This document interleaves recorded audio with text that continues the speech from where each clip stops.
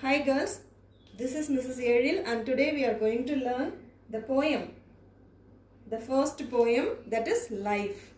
Life is a poem written by Henry Van Dyke. So who is the writer of the poem? Henry Van Dyke. Henry Van Dyke எழுதினதுதான் அப்படிங்கிறவர் எழுதினதுதான் இந்த poem, The Life. ஓகேயா? Life அப்படிங்கிற poem அதை ஒரு sonnet அப்படின்னு சொல்லலாம். Sonnet. So life poem என்ன மாதிரி poem அது ஒரு sonnet அப்படின்னு சொல்லலாம். Sonnetனா என்ன அப்படின்னா it's a form of a poem. Sonnet is a form of a poem. தமிழ்ல குறள் அப்படின்லாம் இருக்கு இல்லையா? குறள்னா என்ன? எது குறள்னு சொல்லுவோம்?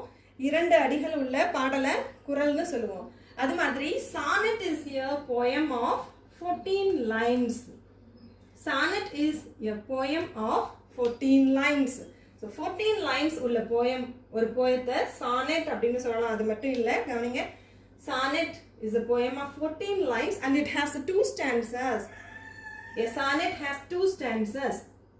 And the first stanza contains 8 lines. The first stanza contains 8 lines and the second stanza contains 6 lines. இதுதான் ஒரு sonnet. So sonnet na enna 14 lines. அதை எப்படி டிவைட் பண்ணிருக்காங்க? 8 plus 6 னு டிவைட் பண்ணிருக்காங்க. First stanzaல 8 lines இருக்கணும், second stanzaல 6 lines இருந்துச்சுன்னா அதோட பெயர் தான் sonnet. First line அதுக்கு ஒரு stanzasக்கு ஒரு பெயரும் சொல்லிருக்காங்க. First stanzaவோட பெயர் octave. First stanzaவோட பெயர் octave. Second stanzaவோட பெயர் sestet. Second stanza ஓட பெயர் sestet. So இதுதான் ஒரு sonnet. So what is a sonnet? Sonnet is a poem of 14 lines. Okay, ஞாபகம் வச்சுக்கோங்க. Sonnet. Okay, அடுத்து poem பார்ப்போம். Let us learn the poem now. Life. So let us consider the title of the poem. Title of the poem அதுவே உங்களுக்கு இந்த poem எதை பத்தினது அப்படின்னு சொல்லிடும் இல்லையா? இந்த poem எதை பத்தினது? Life பத்தினது. Yes. What is the poem about? The poem is about life.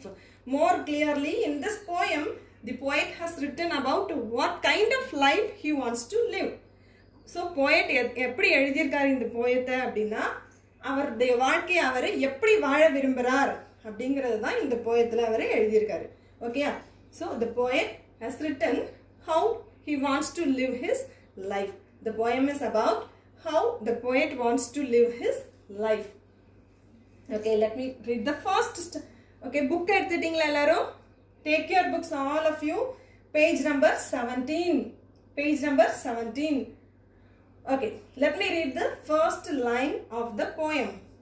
Let me but live my life from year to year. Let me but live my life from year to year. So, in the poem, எழுதுறது poet. So, naturally, இந்த me அப்படிங்கிறது யாரு அப்படின்னா poet தான். இந்த poet தான் வேற எப்படியும் எழுதலை, வேற யாரோ எழுதின மாதிரிலாம் எழுதலை, தானே எழுதின மாதிரியே தான் இதை எழுதியிருக்காரு. அதனால மீ அப்படிங்கிறது யாரை குறிக்கும்? போயட்டை குறிக்கும். Whom does me refer to? The poet. Let me but live my life from year to year with forward face and unreluctant soul. Okay, so in the first two lines, the poet clearly tells us what kind of life he wants to lead. So the first two stanzas and the first two stanzas லயே அவர் கிளியரா அவர் தன்னுடைய poem எப்படி தன்னுடைய வாழ்க்கையை எப்படி நடத்த போறேன்னு அவரை சொல்லிட்டாரு. Let me but live my life from year to year. அப்படின்னா every year. Okay, every second of his life. In another word, all through his life. தன்னுடைய வாழ்க்கை ஃபுல்லா எப்படி வாழ விரும்புறாரு? With forward face and unreluctant soul. Forward face. Forwardனா என்ன? முன்னோக்கிய face. அப்படின்னா என்ன அர்த்தம் அப்படின்னா he doesn't want to turn backward.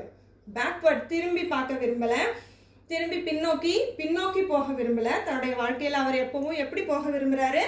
முன்னோக்கி போக விரும்புறாரு. Advancing. He wants to keep advancing, not turning back. So with forward face அப்படிங்கிறது அதுதான் சொல்லுது, with forward face and unreluctant soul. So எவ்வளவு கஷ்டங்கள் வந்தாலும் நம்ம வாழ்க்கை அப்படின்னாலே life is not a bed of roses அப்படின்னு சொல்லுவாங்க. லைஃப் எப்படி இருக்காது, எப்பவுமே எல்லாருக்குமே எவ்வளவு வசதியானவங்களா இருந்தாலும் life is not a bed of roses. Bed of roses அப்படின்னா என்னது, ரோஜா இதழ்களை தூவி வச்சு எல்லாரும் இங்க இங்க வாங்க, இதுல நீங்க ஃப்ரீயா அழகா கம்ஃபர்டபுளா நடங்கன்னு யாரும் சொல்ல மாட்டாங்க. அப்படியே ரோசஸ் இருந்தா கூட ரோசஸ் ஹேவ் தார்ன்ஸ் டூ. ரோசஸ்ல என்ன இருக்கும், தார்ன்ஸும் இருக்கும். ஸோ வாழ்க்கை அப்படிங்கிறது இன்பம் துன்பம் எல்லாமே கலந்தது, கஷ்டங்கள் நஷ்டங்கள் எல்லாம் கலந்தது தான் வாழ்க்கை. ஸோ இருந்தாலும் அந்த கஷ்டங்களை நினச்சி அவர் பயந்துக்கிட்டு ரெலக்டண்ட்டாக இருக்க விரும்பலை, அவர் கண்டினியூஸாக போயிட்டே இருக்க விரும்புகிறாரு. அன்ரெலக்டன்ட் சோல் அதுதான் அதை குறிக்குது. அன்ரெலக்டன்ட் அப்படின்னா என்ன அப்படின்னா வில்லிங் அப்படின்னு அர்த்தம். அன்ரெலக்டன்ட் மீன்ஸ் வில்லிங். அன்ரெலக்டன்ட்டோட மீனிங் என்ன, வில்லிங்.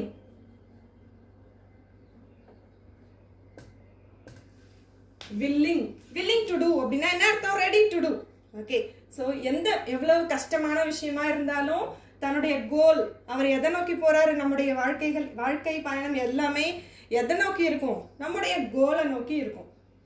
ஸோ நம்முடைய கோல், நம்முடைய லட்சியத்தை நோக்கின பயணத்துல நமக்கு எவ்வளவு கஷ்டங்கள் வந்தாலும் என்ன பண்ணக்கூடாது, நிற்கக்கூடாது, போயிட்டே இருக்கணும். அது எவ்வளவு கஷ்டமான விஷயமா இருந்தாலும் நம்ம என்ன பண்ணலை, நிற்கக்கூடாது, பயப்படக்கூடாது, வில்லிங்காக நம்ம செய்யணும் அந்த விஷயத்தை. Ready to do, willing heart. Unreluctant soul அப்படின்னா வில்லிங் ஹார்ட், வில்லிங் சோல் அப்படின்னு அர்த்தம்.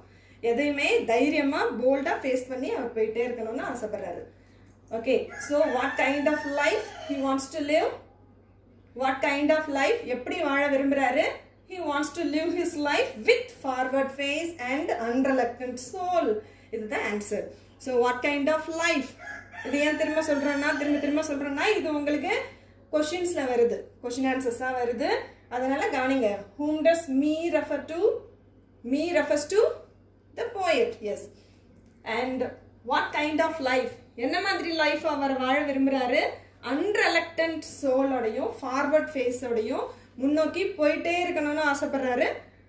நின்றுட்டு திரும்பி பார்த்து அது எதுவும் செய்ய விரும்புகிறாரு. And unreluctant soul. Third line பாருங்க, not hurrying to not turning from the goal. Not hurrying to not turning from the goal. Okay, so தன்னுடைய கோலை நோக்கின தன்னுடைய பயணம். எஸ், இது வந்து பயணம்னு சொல்றாரு இல்லையா. இந்த போயம் எதை பத்தினதுன்னு நம்ம ஃபர்ஸ்ட் பார்த்தோம், லைஃபை பத்தினதுன்னு சொன்னோம். ஆனா இப்ப அதே லைஃப் அவர் என்னன்னு சொல்றாரு, ஒரு பயணம் அப்படின்னு சொல்றாரு. Not hurrying to not turning from the goal.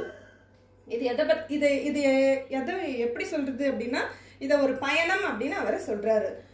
இது வந்து ஒரு ஃபிகர் ஆஃப் ஸ்பீச் அப்படின்னு நம்ம எடுத்துக்கலாம். இது என்ன ஃபிகர் ஆஃப் ஸ்பீச் அப்படின்னா மெட்டஃபர். இது என்ன figure of speech, metaphor. Metaphor நீங்க 9th ஸ்டாண்டர்ட்ல ஏற்கனவே படிச்சிருப்பீங்க. இருந்தாலும் நம்ம திரும்ப ஒரு தடவை மெட்டஃபர்னா என்னன்னு சொல்றேன். அதுக்கு முன்னாடி சிமிலி அப்படின்னா என்னன்னு தெரிஞ்சுக்கோங்க. சிமிலி அப்படின்னா என்ன, சிமிலி மெட்டஃபர் ரெண்டுமே என்ன அப்படின்னா கம்பேரிங். ரெண்டுமே என்னது, comparing. Simile and metaphor both mean comparing two similar objects. ஆனா simile டைரக்டா கம்பேர் பண்ணும், metaphor இன்டைரக்டா இருக்கும், அவ்வளவுதான் வித்தியாசம். Simile means direct comparison. Simile means direct comparison and metaphor indirect comparison.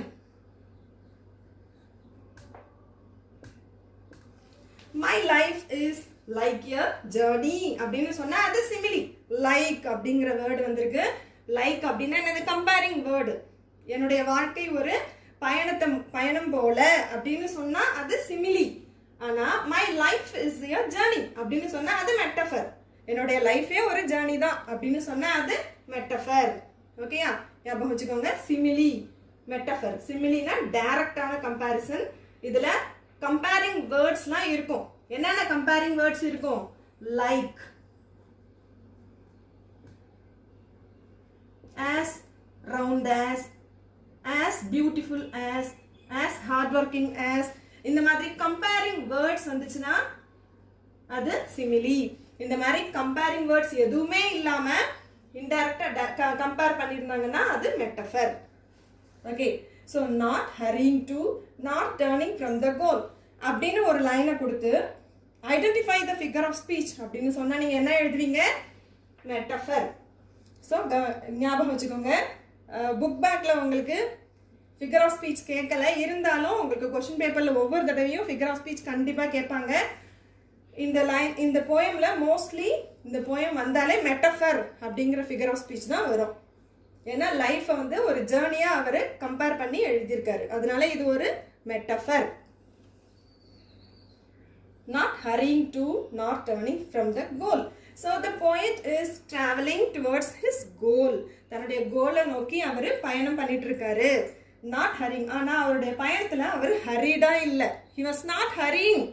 வேகமா ஹரிடா. ஹரிங்னா என்ன?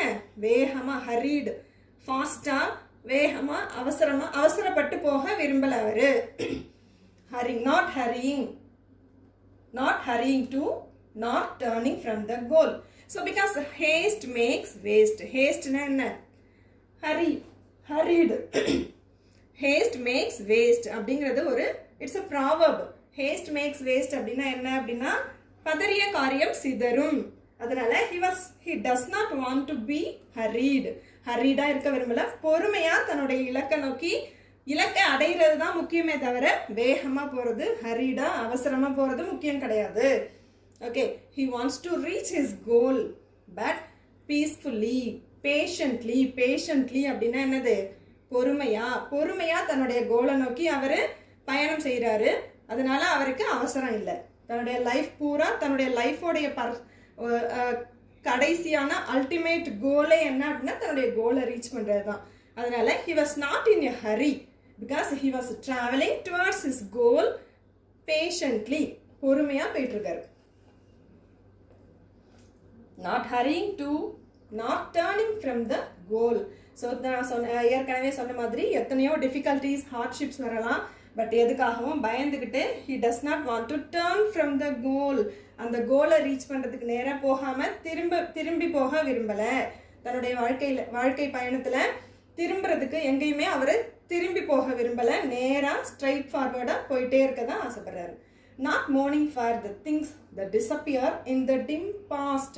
ஸோ சில நேரங்களில் நம்முடைய பாஸ்ட் ஈவெண்ட்ஸ், டிம் பாஸ்ட் அப்படின்னா past experiences, unhappy past experiences, அதுதான் டிம் பாஸ்ட். டிம் பாஸ்ட் அப்படின்னா, டிம்னா என்ன? நாட் பிரைட் அப்படின்னா என்னது? டல். ஸோ அன்ஹாப்பினஸ், அதுதான் அன்ஹாப்பி. பாஸ்ட் அப்படின்னா past experiences. So dim past அப்படிங்கிறது என்ன? Unhappy past experiences. ஸோ அதை நினச்சி அவருடைய பாஸ்ட் கடந்த காலத்தில் நிறைய சோகமான விஷயங்கள் ஏதாவது நடந்திருக்கலாம், பட் அதுக்காக அவர் கவலைப்பட்டுட்டு மோர்னிங்னா என்னது? ஃபீலிங் சேட், வருத்தப்பட்டுட்டு உட்கார்ந்துருக்க விரும்பல. He just wants to keep going. அவர் தன்னுடைய எதிர்காலத்தை நோக்கி போயிட்டே தான் இருக்காரு. தன்னுடைய ப்ரெசன்ட் லைஃப்ல அவர் நகர்ந்துகிட்டே இருக்கணும்னு ஆசைப்படுறாரு, ஒரு இடத்துல நிற்க விரும்பல. தன்னுடைய பழைய காலத்துல நடந்த பிரச்சனைகள் நினைச்சு வருத்தப்பட்டுட்டு நிக்காம போயிட்டே இருக்கணும்னு ஆசைப்படுறாரு. For the things that disappear in the dim past. So those past things have already disappeared in the past, even though they were so dim and so unhappy. அன்ஹாப்பியான விஷயங்கள் எவ்வளவோ நடந்துச்சு, பட் எல்லாமே டிசப்பியர் ஆயிடுச்சு. இனிமேல் அதை பத்தி கவலைப்பட்டு எதுவும் ஆக போறது இல்லை. Nor holding back in fear. So கடந்த காலத்தை பற்றி எப்படி வருத்தப்படக்கூடாதோ அதே மாதிரியே எதிர்காலத்தை நினச்சி பயப்படக்கூடாது அப்படின்னு சொல்கிறாரு. Nor holding back in fear from what the future veils. So what future veils. Veils அப்படின்னா என்ன மீனிங்? What's the meaning of veils அப்படின்னா ஹைட்ஸ் அப்படின்னு அர்த்தம். Veils means hides. So in future we don't know what the future has in store for us. ஃபியூச்சரில் நமக்காக என்ன விஷயங்கள்லாம் காத்திருக்கு அப்படின்னு நமக்கு தெரியாது இல்லையா? ஸோ என்ன வேணாலும் நடக்கலாம். Maybe good or bad. நல்ல விஷயங்களும் நடக்கலாம், கெட்ட விஷயங்களும் நடக்கலாம். பட் அதுக்காக ஏதாவது பிரச்சனை ஆயிடுமோ, என்னுடைய வாழ்க்கையில் ஏதாவது தன்னுடைய டியூட்டிஸை செய்கிறப்போ தன்னுடைய கோலை நோக்கி நகர்றப்போ ஏதாவது பிரச்சனை வந்துருமோ அப்படின்னு நினச்சிட்டு பயந்துக்கிட்டே ஒரே இடத்துல நிற்காம போயிட்டே இருக்கணும்னு ஆசைப்படுறாரு. Nor holding back. Holding back, hold back அப்படின்னா என்னது? Stopping. He doesn't want to stop at any point of time in his life. எப்பவுமே நிற்காம போயிட்டே இருக்கணும்னு ஆசைப்படுறாரு. In fear from what the future waits. Future என்ன வச்சிருக்கும், ஃபியூச்சர்ல என்னெல்லாம் நடக்க போதோ அப்படின்னு பயந்துக்கிட்டு ஒரே இடத்துல நிற்காம he just wants to keep on moving. நகர்ந்துக்கிட்டே இருக்கிறாரு, போயிட்டே இருக்காரு தன்னுடைய கோலை நோக்கி.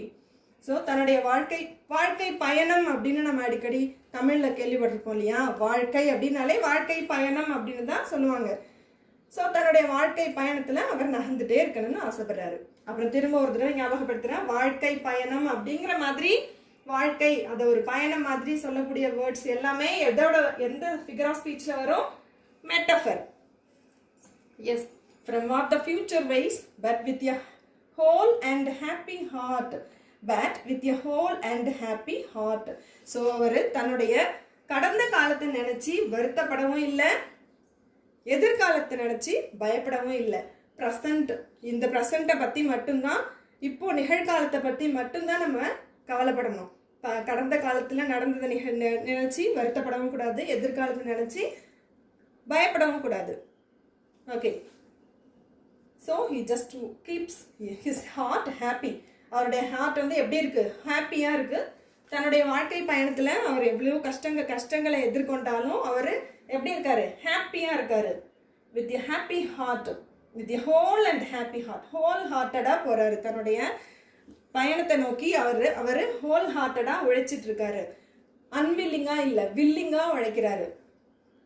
And happy heart that pays its toll to youth and age. That pays its toll to youth and age. இந்த இடத்துல toll அப்படிங்கிற ஒரு வேர்டு இருக்கு இல்லையா? toll அப்படின்னா என்ன? toll, what does that mean? toll அப்படின்னா என்ன? toll means tax. toll gate அப்படின்னு கேள்விப்பட்டிருப்பீங்க இல்லையா? டாக்ஸ் வாங்குவாங்க இல்லையா? ரோட் டாக்ஸ் வாங்கக்கூடிய இடம் தான் டோல் கேட். ஸோ டோல் அப்படின்னா tax.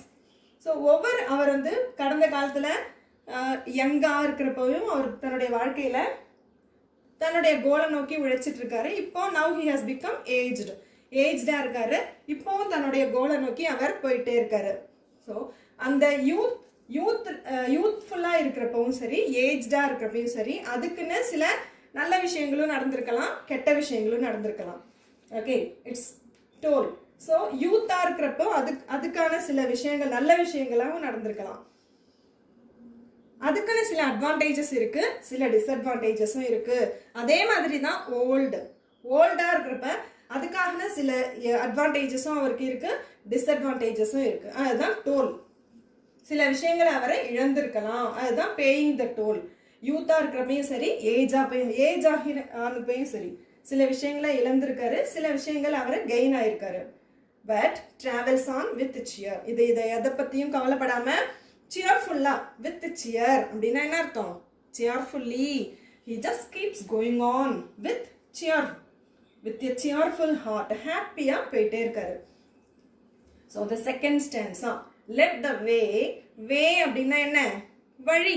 let the way wind up the hill or down. so let the way அப்படின்னு சொல்லியிருக்காங்க. so இந்த லைன்ல figure of speech என்ன சொல்லலாம்? what is the figure of speech employed in this line? Metaphor. ஏன் metaphor? Let the வே அப்படிங்கிறது, அந்த வழி அப்படிங்கிறது, அந்த பயணம் அப்படிங்கிறது எதை குறிக்குது? பயணம் அப்படிங்கிறது எதோட அவர் கம்பேர் பண்ணியிருக்காரு? லைஃப், தன்னுடைய லைஃபோட கம்பேர் பண்ணியிருக்காரு. ஸோ இது ஒரு metaphor. So let the way wind up the hill or down. So அவர் போகக்கூடிய பாதை என்ன பாதை? தன்னுடைய கோலை நோக்கின பாதை, தன்னுடைய லட்சியத்தை நோக்கின பாதை. அது எப்பவும் ஸ்மூத்தா ஒரே மாதிரி ஃபிளாட்டான இடத்துல அழகான மரங்கள்லாம் சூழ்ந்த அழகான ரோடு வழியா மட்டும் கிடையாது அவருடைய பயணம். It may be up the hill or down the hill. So சில நேரங்கள்ல அவர் பெரிய மலைகளை எல்லாம் கடக்க வேண்டி இருக்கலாம். he may have to pass up the hill or down the hill. மலை மேலே போகலாம், மலை அடிவாரத்துக்கு கீழ் நோக்கிய பயணமாகவும் இருக்கலாம். ஸோ எப்படி வேணாலும் இருக்கலாம் அப்படிங்கிறது தான் இங்கே meaning. Over, rough R smooth. So நம்ம ஏற்கனவே சொன்ன மாதிரி ரஃப்பாக இருக்கலாம், சில நேரங்களில் அவருடைய பாதை ரஃப்பான பாதையாக இருக்கலாம், சில நேரங்களில் ஸ்மூத்தான அருமையான பாதையாக இருக்கலாம். But the journey will be Joy. ஆனால் அவர் எதை பற்றியும் நினச்சி பயப்படலை. ரஃப்பாக இருக்கே அப்படின்னு சொல்லிட்டு ரொம்ப பயந்துக்கிட்டு அழவும் இல்லை, ஸ்மூத்தாக இருக்கு இந்த இடம் அப்படின்னு சொல்லிட்டு என்ஜாய் ரொம்ப ஹாப்பியாகவும் இல்லை. எப்பவும் ஒரே மாதிரி இருக்காரு. ஸ்மூத்தான வேயாக இருந்தாலும் சரி, ரஃப்பான வேயாக இருந்தாலும் சரி, அவருடைய ஜேர்னி எப்பவும் எப்படி இருக்கு? ஜாய்ஃபுல்லாக இருக்கு. So what kind of journey he leads? A joyful journey. Still seeking what I sought when but a boy. Still seeking what I sought when but a boy. Okay, still seeking அப்படின்னா என்ன? Seeking means searching. Seeking means searching, தேடுறது. Okay, so அவருடைய வாழ்க்கை அப்படின்னாலே நம்முடைய வாழ்க்கையில் தேடுதல் இல்லாமல் ஒரு வாழ்க்கையே இல்லை இல்லையா? ஸோ அவர் என்ன தேடுறாரு அப்படின்னா, அவர் இவ்வளோ வயசானதுக்கு அப்புறமும் அவர் சின்ன பையனாக இருந்தப்போ என்ன விஷயங்களை தேடினாரோ அதே விஷயங்களை தான் அவர் இப்போவும் தேடிக்கிட்டு இருக்காரு அப்படின்னு சொல்றாரு. ஸ்டில் சீக்கிங், இன்னும் நான் தேடிட்டு தான் இருக்கேன். when but a boy. I sought when but a boy. What I sought when but a boy. நான் ஒரு சின்ன பையனா இருந்தப்போ என்ன தேடிட்டு இருந்தனோ அதே விஷயங்களை தான் நான் இன்னும் தேடிட்டு இருக்கேன் அப்படின்னு சொல்றாரு. வாட் வேர் த திங்ஸ், என்ன அப்படி தேடினாரு அப்படின்னா, the 3 things he was seeking, 3 things when he was a boy. Next லைன்ல பாருங்க, new friendship, high adventure and a crown. இந்த 3 விஷயங்கள் தான் அவர் சின்ன பையனா இருந்ததுலேருந்து அவர் தேடிட்டு இருக்கக்கூடியது. ஓகேயா? So what were the things he was seeking when he was a boy? What were the 3 things? அந்த 3 things என்ன? New friendship, high adventure and a crown. புக்கை பார்க்குறீங்களா எல்லாரும்? New friendship, high adventure and a crown. These are the 3 things he was seeking when he was a boy and still seeking as an adult. Okay, new ஃப்ரெண்ட்ஷிப்னா என்ன? நம்முடைய வாழ்க்கையில் நம்ம ஒவ்வொரு நாளும் புதுசாக நிறைய பேரை சந்திக்கிறோம்.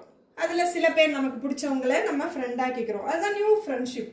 Meeting with new people, several more new people and we are learning several things from them. நிறைய பேரை பார்க்குறோம், நிறைய பேர்கிட்ட நிறைய விஷயங்களை கற்றுக்குறோம். சில பேர் நம்ம பிடிச்சவங்க, சில பேரை நம்ம ஃப்ரெண்ட்ஷிப் ஆக்கிக்கிறோம். அதுதான் new friendship. High adventure. So அவருடைய லைஃப் வந்து ரொம்ப போரிங்காக, டல்லாக, சேஃப்டியாக இருக்கணும்னு அவர் விரும்பலை. சேஃப்டியான ஜேர்னியை அவர் விரும்பலை. It can be highly adventurous. அவருடைய லைஃப் எப்படி இருக்கும்? ஹைலி அட்வென்ச்சரஸாக இருக்கலாம் அப்படின்னு விரும்புகிறாரு. Adventurous journey he likes and a crown. அப்புறம் அவர் அவ்வளவு கஷ்டப்பட்டதுக்கு கடைசியாக அவர் தன்னுடைய கோலை ரீச் பண்ணிடுறாரு. அதுதான் கிரவுன். கிரவுன் அப்படின்னா என்னது? அவருக்கு கிடைச்ச prize. So crown means prize. அவருடைய ஹார்ட் ஒர்க்குக்கு பலனா என்ன ஆயிடுச்சு? அவருடைய கோல் அவர் ரீச் ஆயிட்டாரு. அந்த கிரவுன், அதுதான் கிரவுன், பிரைஸ். ஸோ இந்த 3 விஷயங்களை தான் அவர் சின்ன பையனா இருந்ததுலேருந்தே தேடிட்டு இருக்காரு, இன்னும் தேடிட்டு இருக்காரு. My heart will keep the courage of the quest. So sometimes he may be facing so many difficulties and hardships. So சில நேரங்களில் நிறையா கஷ்டங்களை அவர் சந்திக்கலாம். இருந்தாலும் my heart will keep the courage of the quest. Quest அப்படின்னா திரும்பவும் தேடுதல், சர்ச்சிங் அப்படிங்கிறது தான் மீனிங். குவெஸ்டோட மீனிங்கும் சர்ச்சிங். ஸோ தன்னுடைய தேடுதல், தன்னுடைய கோலை நோக்கின பயணம், அட்வென்ச்சர், அதுக்கான தேடல். அந்த தேடல் எப்படிப்பட்டதாக இருக்கலாம்? அட்வென்ச்சரஸாக இருக்கணும் அப்படின்னு விரும்புகிறாரு இல்லையா? ஸோ சில நேரங்களில் அவரையே அறியாம அவர் வந்து எப்படி இருக்கலாம்? கொஞ்சம் பயப்படலாம். இருந்தாலும் மை ஹார்ட், அவர் வந்து தன்னுடைய ஹார்ட் வந்து தன்னுடைய கரேஜை, தன்னுடைய தைரியத்தை எப்பவும் விடாம இருக்கணும் அப்படின்னு ஆசைப்படுறாரு. So quest also means searching. Seeking அப்படின்னாலும் சர்ச்சிங் தான். quest அப்படின்னாலும் என்னது? Searching. Okay, my heart will keep the courage of the quest.